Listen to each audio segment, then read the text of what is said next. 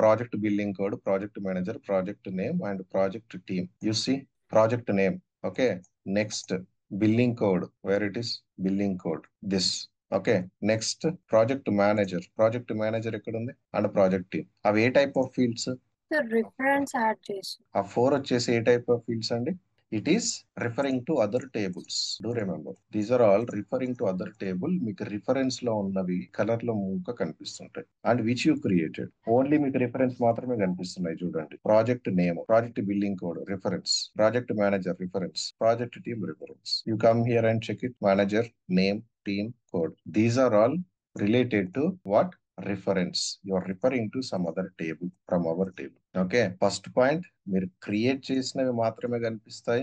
Next, reference related. These are all related to reference. So for example నేను ఇక్కడ audio ఇక్కడ select చేస్తున్నాను left side. Okay. Audio, డియూసి audio. But ఆడియోకి plus icon colour changes వచ్చాయా? డియూసి అబ్జర్వ్ ఇట్. ఆడియో ఇవి చూడండి, ఇక్కడ చూడండి. సో గుర్తుపెట్టుకోవాల్సింది ఏంటి అని అంటే, అవైలబుల్ లో రెఫరెన్స్ రిలేటెడ్ ఫస్ట్ పాయింట్, మీరు క్రియేట్ చేసిన ఫీల్డ్స్ కనిపిస్తాయి. దాంట్లో ఓన్లీ రిఫరెన్స్ మాత్రమే ఈ కలర్ లో కనిపిస్తాయి. Left side available, right side selected. But this we already selected it, but still you are seeing here. The reason behind it is related to reference.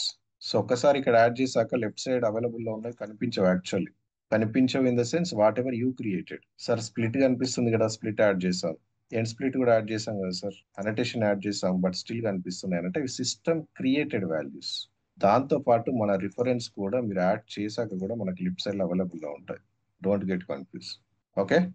But ఇక్కడ మీరు main focus చేయాల్సింది split and split, that's it, nothing more then.